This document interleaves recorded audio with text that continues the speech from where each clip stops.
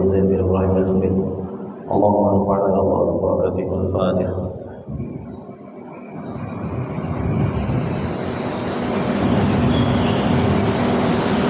اللهم صل وسلم على سيدنا محمد صاحب البشرى صلاة تبشرنا بها وأهلنا وأولادنا وجميع مشايخنا ومعلمينا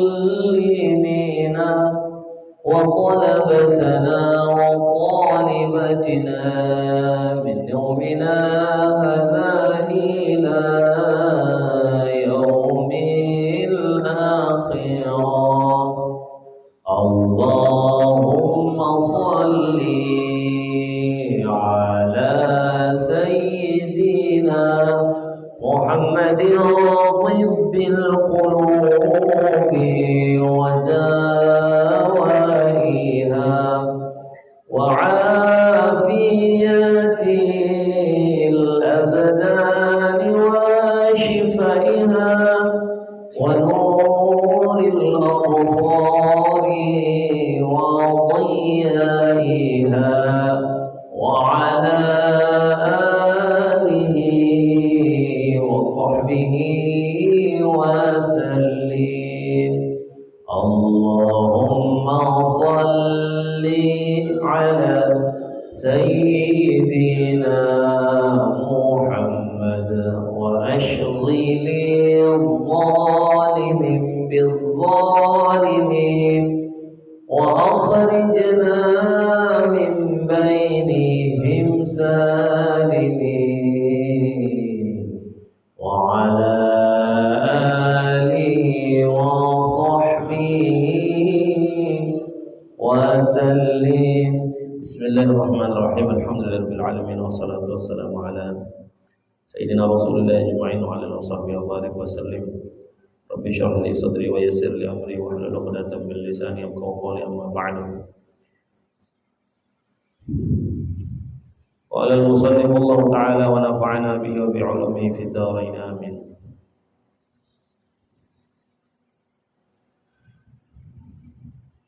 Qala, masih yang terakhir kita bahas tentang orang-orang yang meninggalkan sholat. Kemudian wa amma allati tusibu 'inda khurujihi min al-qabri fi mawqif al-qiyamah fa shiddatul hisab wa sakhat rabbi wa dukhulun nar wa fi riwayatin fa innahu ya'ti yawm al-qiyamah wa 'ala wajhi thalathatu astur maktubat. As-satr al-awwal ma mudayyi'a haqq Allah. As-satr al-thani ya makhsusan bi ghadabillah. As-satr al-thalith kama dayya'at fi dunya haqq Allah fa ayasa yawm al-qiyamah anta min rahmatillah. Kemudian orang-orang yang meninggalkan sholat ketika dia keluar dari kuburnya, kemarin sudah kita baca orang-orang yang menjaga sholat dengan 5 perkara, kemudian 15 hukuman bagi orang-orang yang meninggalkan sholat. Sekarang bab yang terakhir, orang-orang yang meninggalkan sholat ketika dia keluar dari kuburnya, mu'adziban ila yaumil qiyamah, dia akan diazab sampai hari kiamat. Wa immal lati tusabu 'inda khuruji minal qabri, maka ketika dia keluar dari kuburnya, fashiddatul hisab, maka Allah akan memberatkan hisabnya. Ini yang sudah kita bahas kemarin. Akan diberatkan hisabnya, diperhitungkan satu-satu secara detail. Jadi pada setiap kelakuannya di dunia, lewat mulut, hidung, telinga, semua seluruh badan akan dihisab sama Allah. Dan kalau kita sudah dihisab sama Allah, nggak ada celah kita untuk jadi orang yang baik sudah. Pasti aib kita ada masing-masing ya. Makanya di dunia ini, yang pertama, jangan suka membuka aib orang lain. Yang kedua, jangan suka mengumbar aib diri sendiri. Karena rahmatnya Allah, kasih sayang Allah, Allah tutup aib kita. Kedua, jangan kita coba-coba membongkar aib orang lain. Karena pada hakikatnya kita sama-sama punya aib. Baiknya kita di hadapan orang lain karena kita tidak diketahui aib oleh orang lain. Begitu juga sebaliknya. Kita mengatakan orang baik karena mungkin kita tidak tahu aib daripada orang itu sendiri. Maka karena sama-sama kita punya aib, tutuplah aib kita sebelum Allah buka aib kita kelak di hadapan Allah. Siapa yang sering membuka aib orang lain, maka kelak di hadapan Allah, Allah akan juga buka aibnya sendiri kelak. Dan siapa yang akan lolos dari hisabnya Allah ketika aib kita sudah dibuka di hadapan manusia? Malu kita semua kelak. Saking banyak aib kita ini, baik secara tersembunyi maupun terang-terangan mungkin. Maka jangan suka membuka aib orang lain. Dulu Nabi Allah Isa alaihissalam, Nabi Allah Isa alaihissalam itu pernah satu ketika dengan Al-Hawariyun. Al-Hawariyun itu nama muridnya Nabi Allah Isa, artinya pengikut setia. Namanya Al-Hawariyun. Jadi Nabi Isa ini punya pengikut, murid-murid beliau berjalan di satu tempat. Ketika dia berjalan di satu tempat, dia berjumpa dengan anjing yang mati, anjing yang sudah busuk, seekor anjing yang sudah busuk. Maka ketika menjumpai anjing yang sudah busuk ini, murid-murid daripada Nabi Allah Isa mengatakan apa? Betapa busuknya anjing ini, betapa busuknya bangkai anjing ini. Kemudian Nabi Allah Isa alaihissalam mendengar perkataan muridnya seperti itu, beliau mengatakan apa? Betapa putihnya gigi anjing ini. Artinya apa? Ketika ada keburukan orang, jangan mandang keburukannya, tapi cari celah di mana baik dia itu, sebisa mungkin gitu. Kalau murid Nabi Allah Isa tadi mengatakan apa? Busuknya anjing, tapi Nabi Allah Isa mengatakan giginya anjing yang putih. Artinya apa? Jangan terlalu sering mencari kesalahan orang, tapi cari celah untuk kita puji dia. Sehingga apa yang terjadi? Kita sedikit pun tidak membuka aib orang lain, menghina orang lain. Karena begini, ketika kita sudah mulai membuka aib orang, mencela orang lain, konsekuensinya takutnya di dalam hati kita itu ada rasa sedikit sombong di dalam hati kita. Kita merasa lebih baik daripada orang itu sendiri. Ya, kita merasa lebih baik. Seperti yang sudah saya kisahkan. Dulu ada seorang ulama namanya Imam Al-Jazuli. Namanya siapa? Al-Imam Junaidi Al-Baghdadi, mohon maaf. Dalam ilmu tasawuf, dalam ilmu fikih, dalam ilmu tauhid, kita punya dua ulama. Namanya Al-Imam Abu Hasan Al-Ash'ari dan Imam Abu Hasan Al-Maturidi. Ada dua, Imam Ash'ari dengan Imam Al-Maturidi. Dua ulama kita itu pegangan. Sifat 20, wujud kidam baqaq mukhalafatul mulil hawadis itu cetusan daripada Al-Imam Abu Hasan Al-Ash'ari. Jadi sifat 20 itu ilmu tauhid. Dalam bidang fikih kita punya ulama 4. Sebenarnya banyak, Hanafi, Maliki, Syafi'i dan Al-Imam Ahmad ibn Hanbal. Dan dalam bidang tasawuf kita punya dua ulama. Namanya yang pertama adalah Al-Hujjatul Islam, Al-Imam Muhammad bin Muhammad Al-Ghazali At-Tusi, atau kita kenal dengan Imam Al-Ghazali. Dan yang kedua, ini yang jarang kita dengar. Kita tahunya cuma Imam Al-Ghazali. Dalam bidang tasawuf kita punya ulama. Namanya siapa? Al-Imam Junaidi Al-Baghdadi. Imam Junaidi Al-Baghdadi. Dulu Al-Imam Junaidi Al-Baghdadi, ini kita bahas tentang hisab dengan aib orang. Dulu ketika beliau masih hidup, Al-Imam Junaidi Al-Baghdadi kedatangan seorang tamu datang ke rumah beliau, minta izin untuk apa? Nak ngabdi kepada Imam Junaidi Al-Baghdadi. Jadi orang dulu Pak, santri itu ngabdi itu biasa. Itu namanya khidmah di pesantren. Karena prinsipnya seorang santri itu yang sekarang lagi viral itu apa? Kalau ilmu, kata ulama, al-ilmu yu'ta bit-ta'allum. Ilmu itu bisa didapat dengan belajar, tapi barakatul ilm yu'ta bil khidmah. Ilmu itu bisa didapatkan dari belajar, tapi barokahnya ilmu bisa didapatkan dari khidmah. Khidmah itu apa? Membantu pesantren, bantu kiai, membantu ahli ilmu, itu barokahnya ilmu. Nabi sendiri dulu punya pembantu, namanya siapa? Sayyidina Anas bin Malik rahimahullah. Ya, jadi banyak pembantu Rasulullah yang khidmah dengan beliau. Ini ada orang datang ke rumahnya Al-Imam Junaidi Al-Baghdadi, ingin berkhidmah kepada Imam Junaidi. Imam Junaid, saya nak khidmah. Kata orang ini, oh boleh.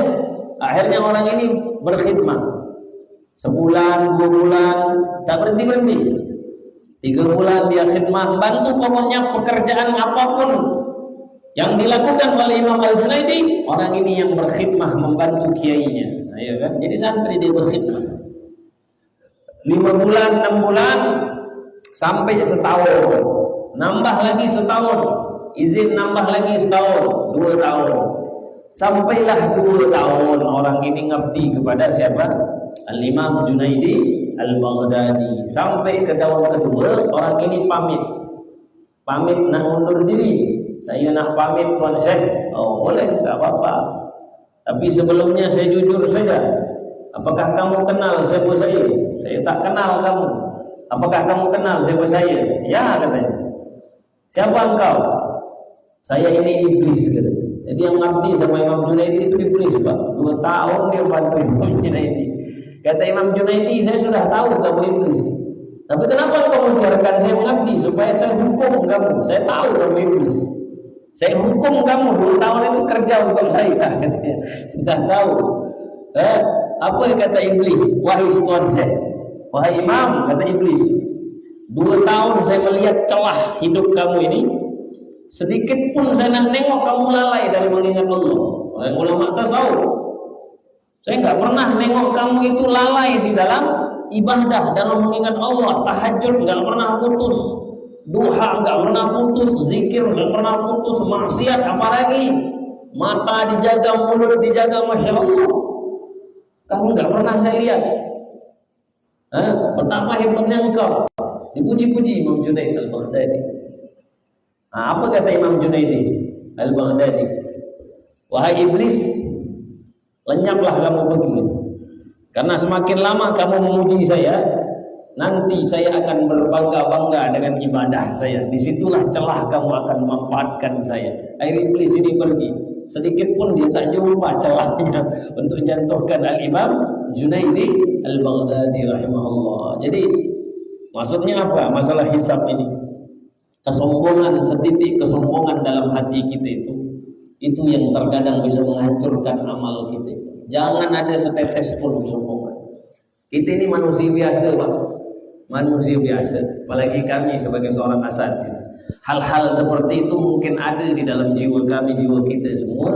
Yang kaya mungkin merasa lebih baik daripada yang miskin, ya. Yang seorang guru masih lebih baik daripada yang lain, seorang ustaz lebih baik daripada yang lain. Itu hilangkan pelan-pelan itu, ya.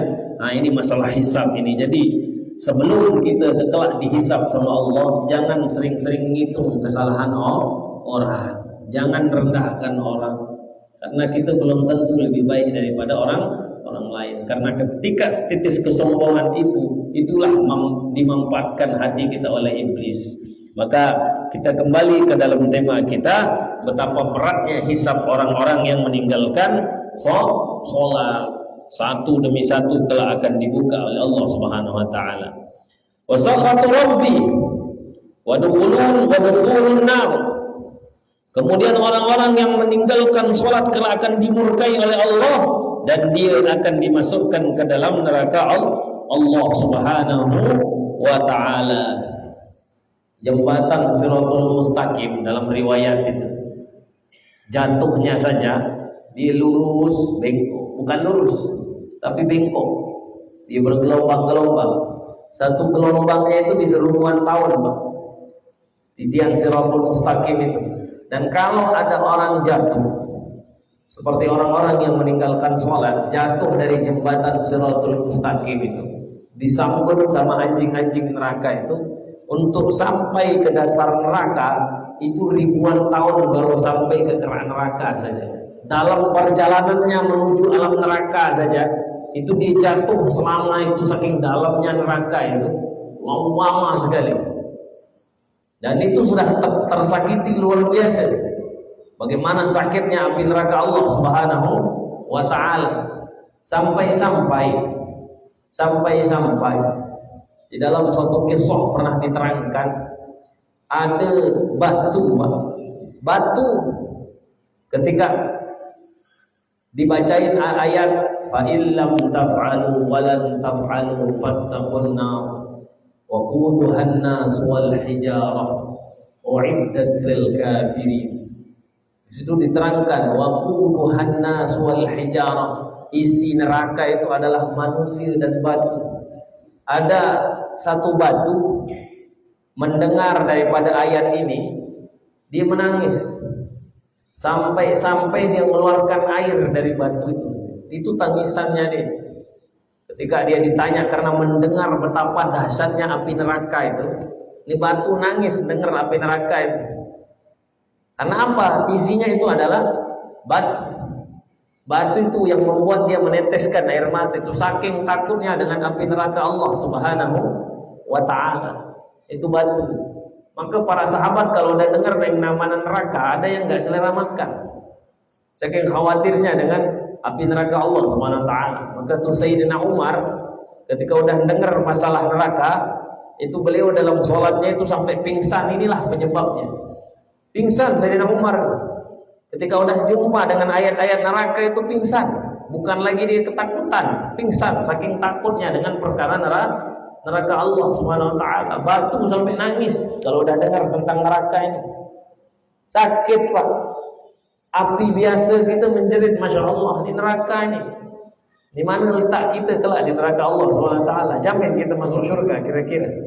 Maka kalau kita nggak jamin diri kita masuk surga, jangan suka menjustis orang baik buruk, itu urusan Allah Subhanahu wa ta'ala, bukan urusan kita. Kita lanjutkan. Fa innahu ya'ti yaumal qiyamah wa 'ala wajhi thalathatu astur maktubat. Maka sesungguhnya orang-orang yang meninggalkan sholat pada hari kiamat akan mendapatkan tiga sekat daripada wajahnya. Akan ditulis kelak di situ. As-satrul awal. Yang pertama, tulisannya nanti di wajahnya orang-orang yang meninggalkan sholat itu, ya mudayyi'a haqqallah. Ada tulisannya sendiri, dia ditanda itu. Wahai orang-orang yang meninggalkan haknya Allah. Ini haknya Allah itu ya. Ada haknya Allah, ada hakun nas, ada haknya manusia.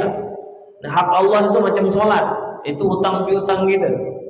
Kemudian as-satrus tsani, tulisan yang kedua yaitu ya makhsusan bi ghadabillah, wahai yang khusus, orang yang dikhususkan dengan murkanya Allah Subhanahu wa ta'ala. Tulisan yang ketiga, kama dhiyati fid dunya haqqullah fa ayasal yaum anta min rahmatillah. Sebagaimana engkau telah meninggalkan haknya Allah di dunia, maka kamu akan kasihan pada hari ini, engkau akan jauh daripada rahmat Allah Subhanahu wa ta'ala. Kasih sayang Allah akan jauh bagi orang-orang yang meninggalkan sholat. Dan itu nanti tertera di wajahnya orang yang meninggalkan sholat, tiga tulisan tadi. Dan yang terakhir ini paling ngerinya di situlah. Yang terakhir, tulisan yang terakhir ini yang paling mengerikan. Wahai orang-orang yang jauh dari rahmat Allah Subhanahu wa ta'ala, itu akan ditulis kelak. Maka sering saya bahas seperti ini kan. Kita ini kalau bukan karena kasih sayang Allah, rahmatnya Allah, mustahil kita akan masuk surga. Mustahil. Rahman rahimnya Allah Subhanahu wa taala untuk kita ini, itu yang harus kita syukuri baik-baik. Orang yang meninggalkan sholat itu dimurkai oleh Allah Subhanahu wa taala. Apa yang harus kita renungkan baik-baik malam hari ini?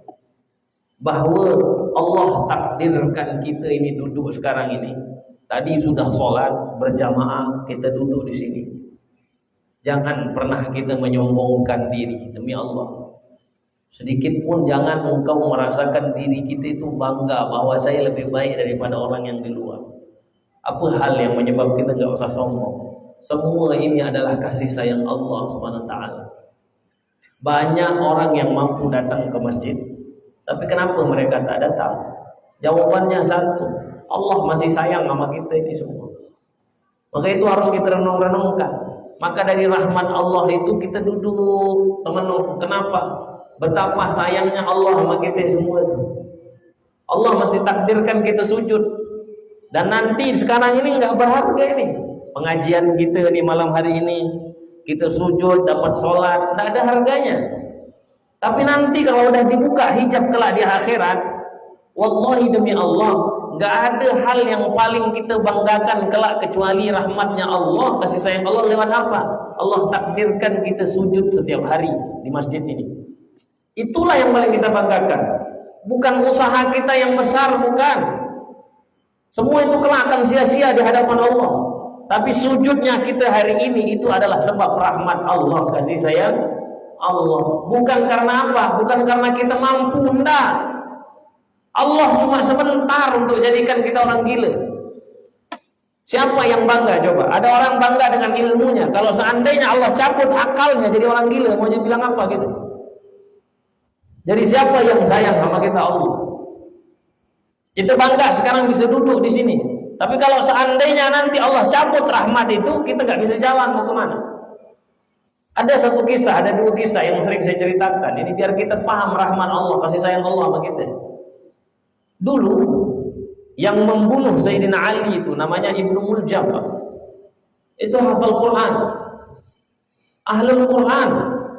Zaman Abu Bakar digaji, zaman Sayyidina Umar digaji, dikasih rumah, difasilitasi negara. Orang hafal Quran, berjumpa dengan Rasulullah, sahabat Nabi Ibnu Muljam. Tapi kenapa yang terjadi ketika dia justru, mohon maaf, tapi pas ketika dia di akhir hayat malah dia yang membunuh Imam Ali. Imam Ali dibunuhnya dengan dalih Al-Quran.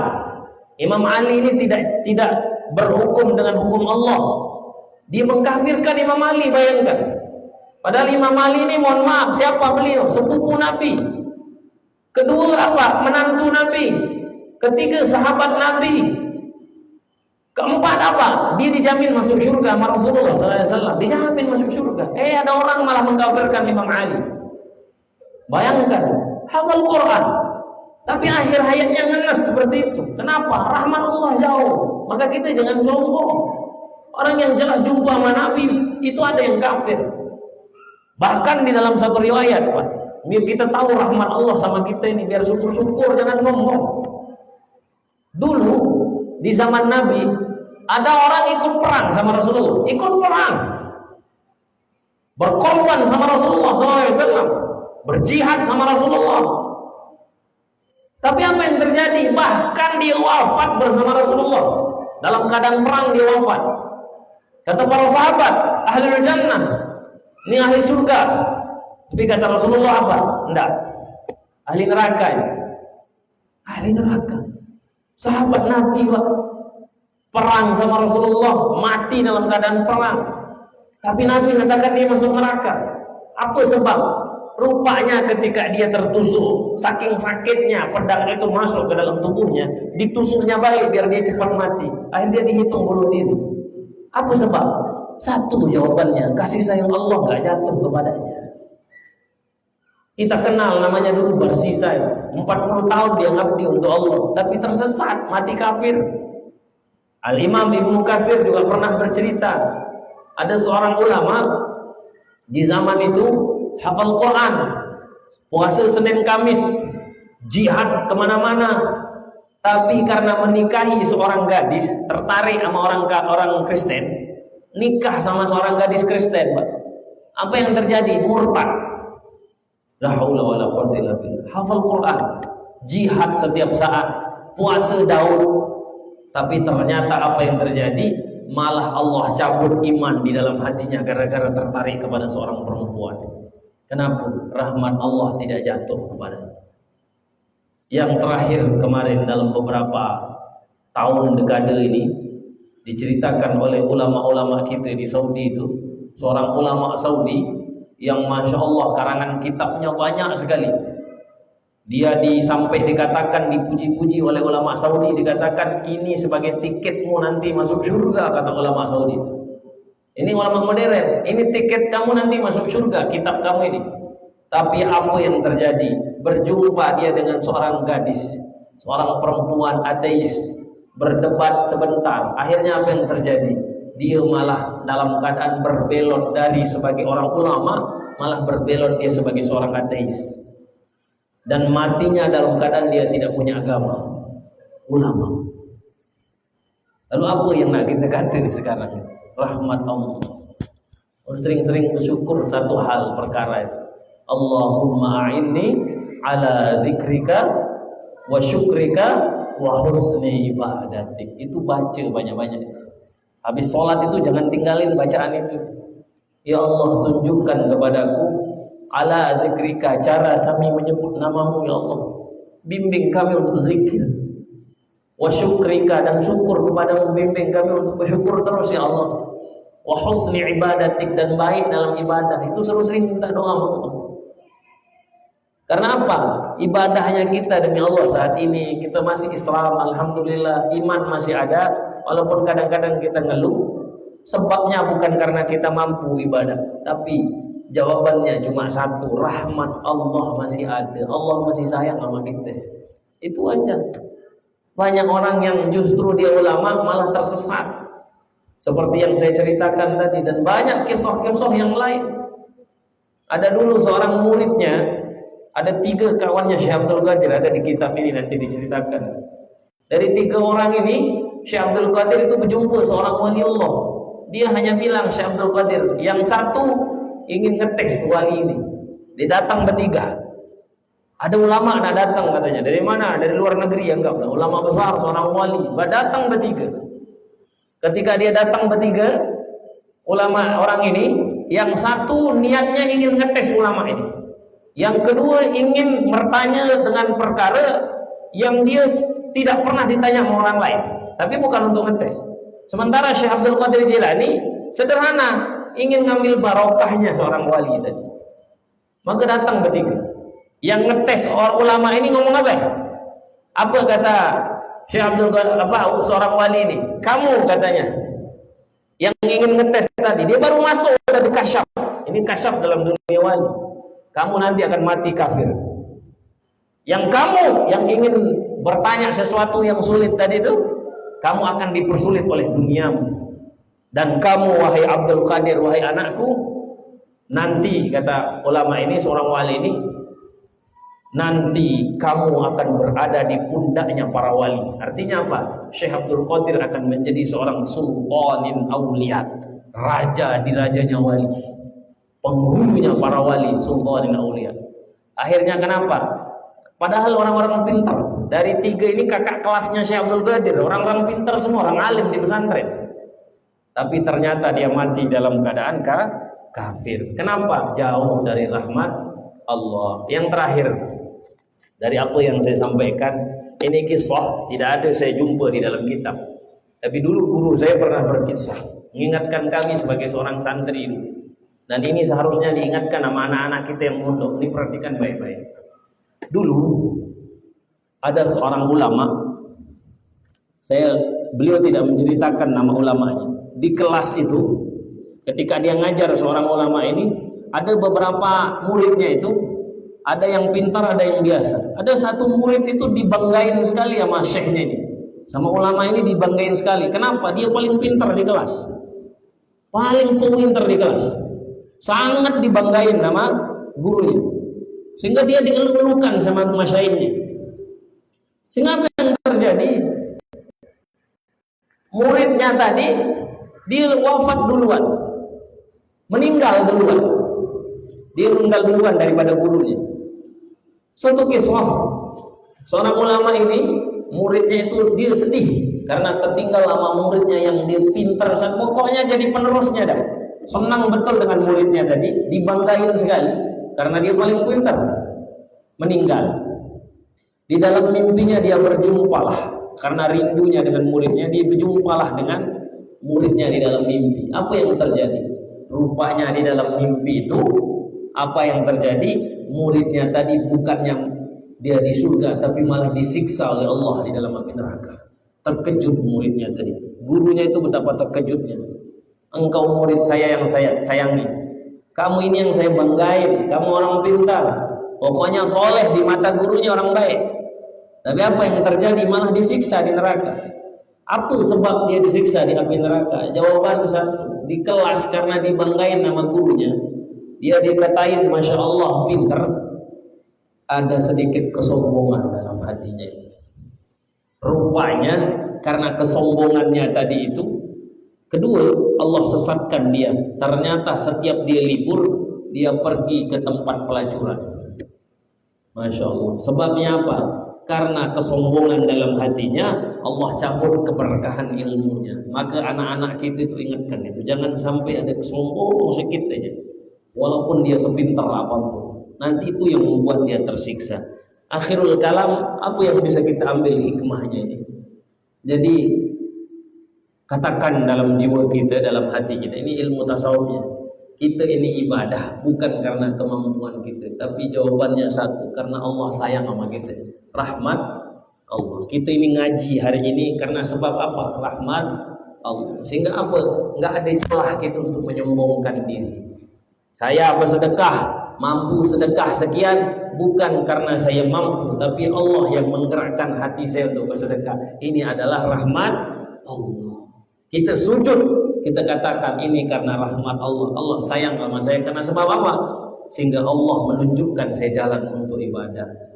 Nah, maka kalau sudah ada tites kesombongan ini, kata ulama, kita bangga dengan ibadah kita, sombong dengan orang, sedetes saja. Itu yang kebanyakan, mohon maaf, membuat orang bisa su'ul khotimah, matinya buruk kadang-kadang, walaupun dia ahli ibadah. Nah, ya, kita kelola hati kita ini. Saya pun belum bisa ini. Saya berbicara ini belum tentu bisa mengolah hati seperti itu. Cuma kita belajar bersama-sama ya. Hilangkan sedikit demi sedikit kesombongan. Kedua apa? Berdoa sama Allah biar kita ditunjukkan cara ibadah. Untuk apa? Agar Allah memberi rahmat sama kita itu. Nah, nanti sering-sering wirid ya di Ratibul Haddad. Ada Ratibul Haddad, Ratibul Atos. Kalau nggak hafal semua, baca itu sering-sering. Ambil duduk-duduk. Ya Arhamar Rahimin, Ya Arhamar Rahimin, Ya Arhamar Rahimin, Farij 'alal muslimin. Wahai Allah yang Maha Pengasih dan penyayang, muliakan seluruh orang-orang muslim. Irhamni ya Allah, Allahumma arhamna bil Quran. Minta kasih sayang sama Allah udah. Mudah-mudahan kita ditunjukkan kebaikan oleh Allah Subhanahu wa taala. Amin ya rabbal alamin. Subhanakallahumma wa bihamdika asyhadu an la ilaha illa anta astaghfiruka wa atubu ilaik. Assalamualaikum warahmatullahi wabarakatuh. Lama. Lah. Koneksi tak bisa. Bukan. Ini ada. Nah.